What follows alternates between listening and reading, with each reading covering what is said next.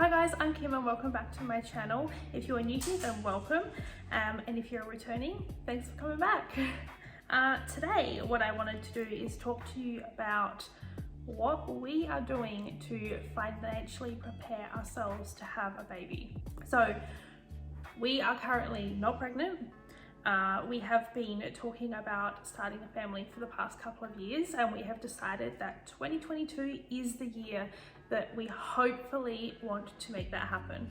When I say hopefully, we plan on starting to try a bit later this year, but we obviously don't even know if we can have a family, like whether everything is actually going to function and work as it should. And I guess we will not know that until we start trying. So if you are interested in actually following our trying to conceive journey when it actually starts, make sure you let me know by giving this video a thumbs up, and I will be sure to try and make some videos to track our process of how it goes for us and whether it works for us. Yes, as I said, what I actually plan on sharing with you today is how we are financially preparing ourselves for this time in our lives, hopefully. So for us, we wanted to make sure that we were in a really good financial position before we actually even considered starting to try for a family. Up until the last couple of years, we weren't even sure that this was even what our future held for us.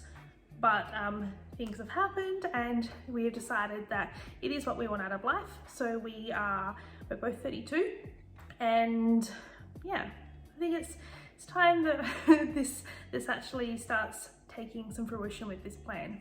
So to actually make sure that we were going to be able to work out what it was going to cost us for me to have time off to have a baby, we had to ask ourselves a few questions and do a few things to prove to ourselves that it was going to be possible. So we wanted to have been paying our mortgage successfully for a good period of time.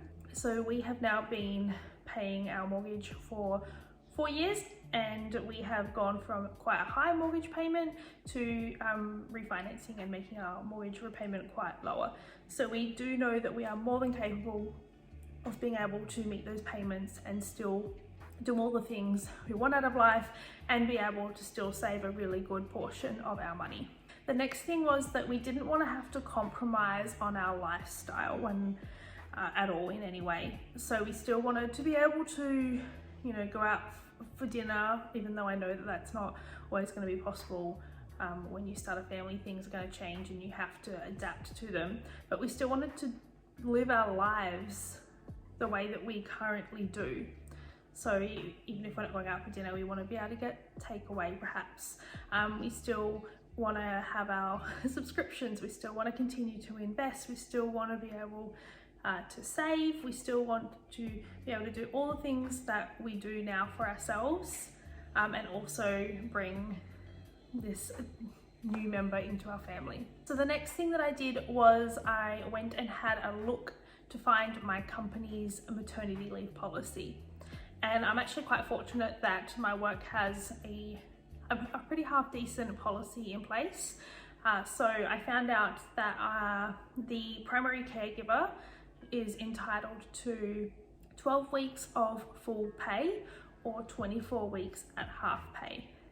I also found out that the company is entitled to hold the position for you for 2 full years, but I only plan on taking off the 12 months.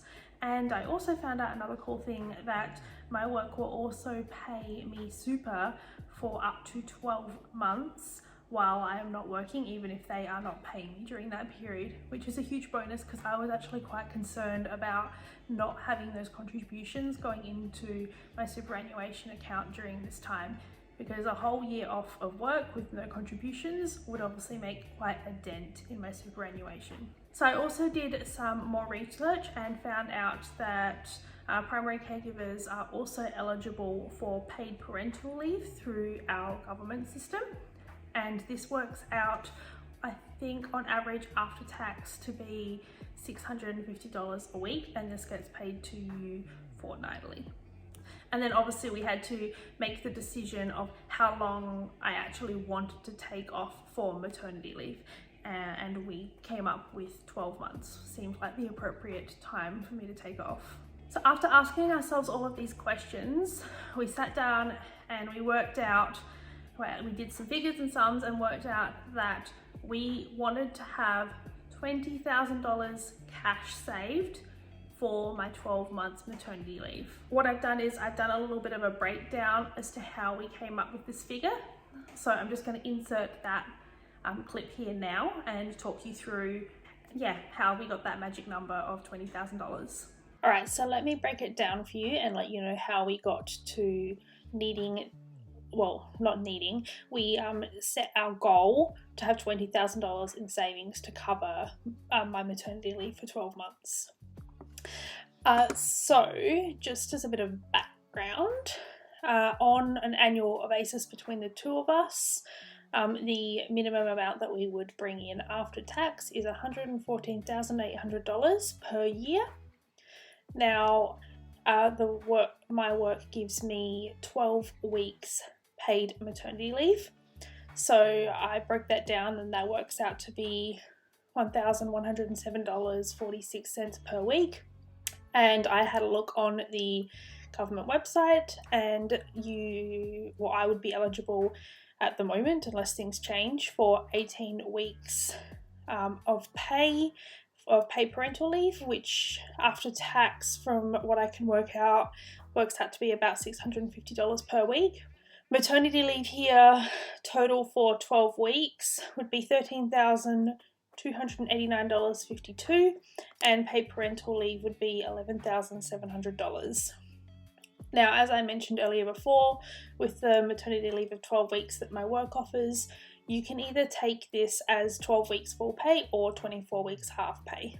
So I'm yet to decide how I'm going to do that, but it's not going to impact the end figures regardless. So that gives me a total income from both of those income sources of $24,989.52 for the 12-month period. The next thing that I did is I worked out what our average monthly spend would be. So it works out to be approximately $7,900.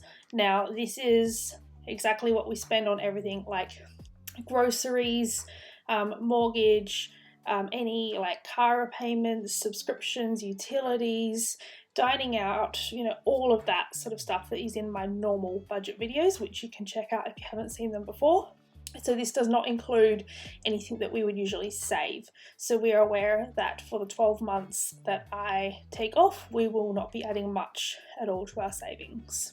So with those figures in mind, what we would need to be able to sustain the lifestyle that we currently have, and for me to have 12 months off work, is a total of $94,800 for the year, which is $20,000 less than this annual figure up here. The next thing that we would do is look at what Ben would get weekly. So obviously I'm the only one taking the 12 months off, so he will still be getting a weekly income, and his weekly average is $1,100. Now this is underestimating because he often does a lot of overtime and brings in a higher weekly figure than that.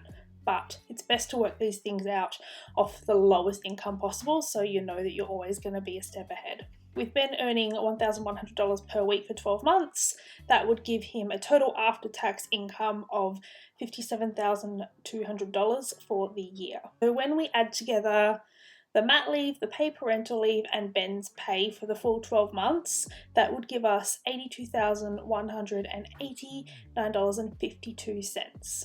What I've done next is subtract. So with this one here, I've subtracted this number here from the required for 12 months, and that has given us this total here.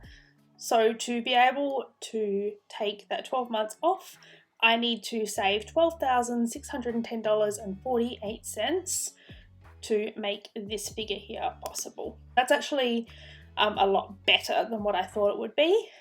And we sat down and we had a chat, and we decided so that we could live really comfortably and learn to adjust to whatever new costs are associated with having a baby. I have no idea what nappies cost. I don't know how much it costs to feed them. I don't know what medical expenses they have. I have no idea if after I've set up the nursery whether or not I'm going to have to purchase more things because I underestimated. I plan on being as minimal as possible, but you never know.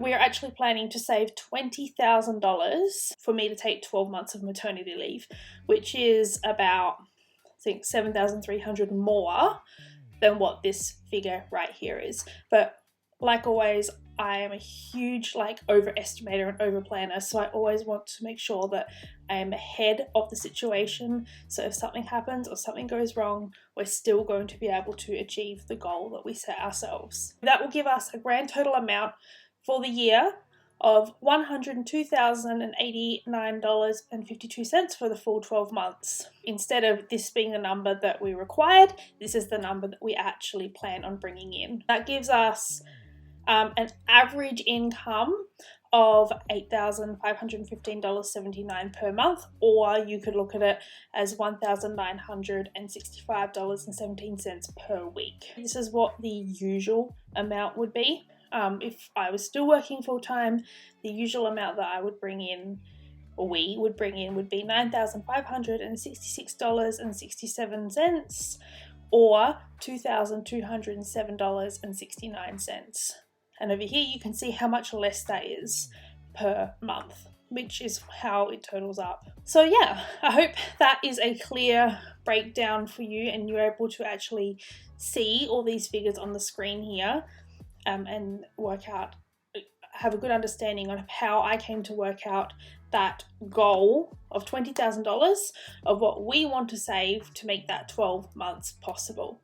Now, like I said, this is completely overestimating what we need, but I would rather have more saved than less. And I would also like to be able to go back and know that we still have some money in our savings account. So on top of this, we will also be making sure that we have a $15,000 buffer as an emergency savings there, regardless, on top of these figures, because once again, it's just nice to have that extra buffer. So I hope you found that informative. The next question that we asked ourselves was, how much is it going to cost us to actually set up for a baby? So yes, we might have $20,000 saved for maternity leave, but obviously there's the costs that come before the maternity leave even kicks in. We decided to start thinking about a few things and went, okay, how much is it going to cost us to actually set up a nursery? Now, when I say set up a nursery, I don't just mean the room. I mean, the whole kit and caboodle. So, the pram, as well as like the car seat and everything that actually goes inside the nursery and anything that you might need in the kitchen for the baby and, all of that sort of stuff. So we sat down together and we put together a big list of all the things that we thought that we would need to prepare ourselves to have all the correct things in our house for a newborn baby. Then we started doing a little bit of research online, typing in prams, and we looked at like the high-end range, and then we looked at the low end of the range, and then we would type in all the other little bits and pieces, and we came out with, we tended to actually pick the higher cost on the scale rather than the lower, because like I said, I like to overestimate. And we came up with a figure of $10,000 to set up for having a baby. Now, I know this seems like a large amount, and there are definitely ways of doing this cheaper. You don't have to get everything brand new. You can definitely look on places like Facebook Marketplace, your local buy, swap, sell, or anything like that, and you can pick up things a lot cheaper. We are planning as if we are going to purchase everything brand new, and we have allocated $10,000. So if you want to know exactly what we are budgeting and what we've planned for this nursery list, and you want to see a breakdown of all the individual items and the costs that we think it might be, make sure you let me know and I'll be sure to do a video on that. The next thing that we looked into was the cost of actually being pregnant and having the baby. Living in Australia, we have a really, really good public system where you can actually, in theory, have a baby for free, and it's fully covered by our government's Medicare system. Or you can also choose to go down the private path, which means you have a little bit more choice and say in who your obstetrician is, where you actually give birth to the baby, how you want to have the baby, etc, etc, etc. Just gives you a lot more freedom of choice. Now, once again, we've had a discussion and we've decided that we are more than happy to go through the public system here in our local area. So we are country based, so we have a smaller hospital, and we've heard really, really good things about it, and this is the path that we have chosen to go down. So having said all that, we know that we're not going to have any huge out-of-pocket costs to actually have this baby. We are still going to allocate a certain amount, so we've put aside a figure of $2,000 that should cover the cost of things like scans, any prenatal vitamins, any other doctor's appointments, or little bits and pieces that we may need that we haven't thought of and is not covered under the public system. But from all the research and stuff that we've done, the only thing that you actually have to pay for is there's something called a Harmony blood test that you can choose to do, which will test for, I think, early detection of things that could be wrong with the baby, like Down syndrome, for example. It'll also test for the gender at 10 weeks if you choose to find out. Now, this is probably something that we would like to do for ourselves, just for peace of mind, and that test is not covered through the public system, and it's not even covered through the private system. You still have to pay for it, and this is $500 from the research that I've done. Other things that you can expect to pay for might be things like prenatal vitamins or anything that you may need to take supplement-wise during your pregnancy, and also you'll have to pay for your ultrasounds. Portion of that is covered by Medicare, and then you will pay the difference. So I think, once again, from the research that I've done, please feel free to tell me if any of this information seems way off or incorrect. This is purely just from my own research. But scans range in prices depending on what stage of your pregnancy you're at. So I think you could end up paying anywhere between, like, the gap of anywhere between $70 to a couple of $300. All right, thanks for getting this far through the video. I hope that you found this information and me dumping all my thoughts out here helpful, and that it can help you maybe put together a plan. Now, if you like this video, make sure you give it a thumbs up, and don't forget to hit that like button and hit the subscribe so you don't miss any videos, and ring that little bell. If you have any other questions, make sure you drop them down in the comments below, and I'll be sure to get back to you and answer anything that I can. And if there's anything that I've got completely wrong, please feel free to also let me know, and also anyone else who might be watching this video know. I know myself that I always want to be as prepared as possible, and I just wanted to put it out there and let you know what I was doing to hopefully prepare for having a baby one day. All right, until next time. Bye, guys.